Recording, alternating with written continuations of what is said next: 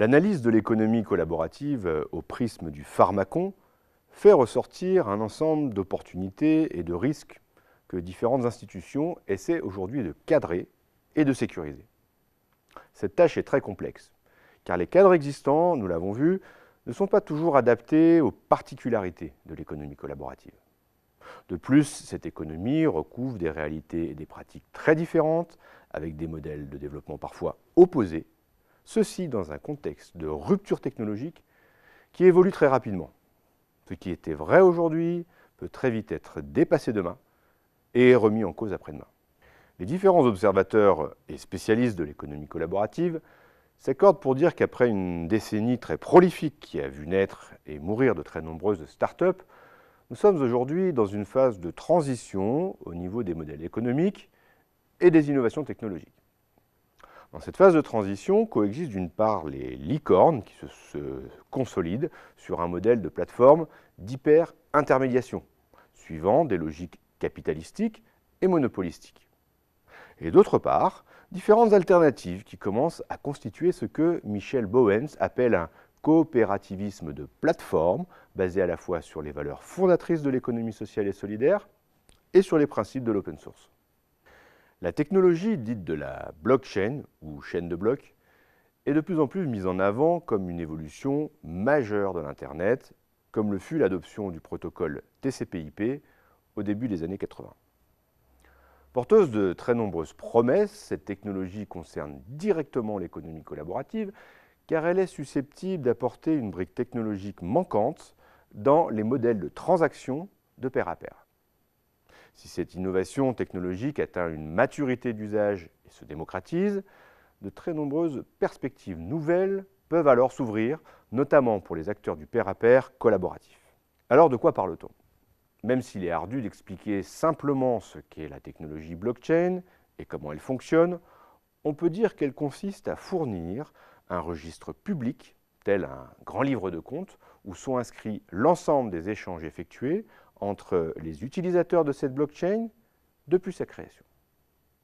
Tous ces échanges sont consultables par tout un chacun, qui peut en vérifier la validité et ne sont pas falsifiables, ce qui permet à différents acteurs de faire confiance à un système sans forcément faire confiance aux acteurs qui l'utilisent. Par la combinaison de différents systèmes cryptographiques et mathématiques, la blockchain permet de fournir une preuve objective de l'existence de données électroniques dans un registre ouvert, décentralisé et sans intervention d'un tiers de confiance. Par tiers de confiance, on entend par exemple les acteurs de la signature électronique, les autorités de certification d'enregistrement, les tiers archiveurs et certaines professions réglementées jouant un rôle d'intermédiaire. Cette technologie est quasiment infalsifiable, car elle repose sur le recours à un très grand nombre de nœuds d'interconnexion au lieu d'un seul serveur. Pirater une blockchain est donc, en théorie, quasiment impossible. Pour résumer, il faut retenir que la blockchain permet à des acteurs qui souhaitent effectuer des transactions de pair à pair de façon sécurisée de se passer d'intermédiaire.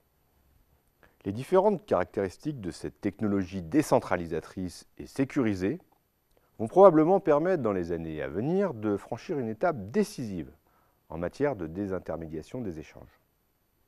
En effet, un des grands paradoxes de l'évolution du réseau Internet depuis sa création est d'avoir suivi une évolution centralisatrice qui a imposé de nouveaux intermédiaires. Car à son origine, rappelons qu'Internet était un réseau décentralisé par nature. Il s'est progressivement recentralisé avec l'apparition de grandes plateformes d'intermédiation que l'on retrouve dans les GAFAM et qui ont accompagné la démocratisation des usages d'Internet.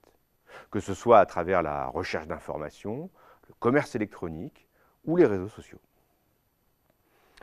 Ce mouvement de recentralisation d'Internet, que l'on appelle aussi la plateformisation du web, se retrouve aussi dans l'économie collaborative à travers la consolidation des licornes comme Airbnb ou Uber. Pour expliquer ce mouvement centralisateur, on peut dire que le nécessaire passage à l'échelle de différentes innovations, en germe dans les années 90, a nécessité, d'une part, de sécuriser l'explosion des volumes de transactions électroniques par de nouveaux tiers de confiance, et d'autre part, de mettre en place des modèles d'affaires profitables.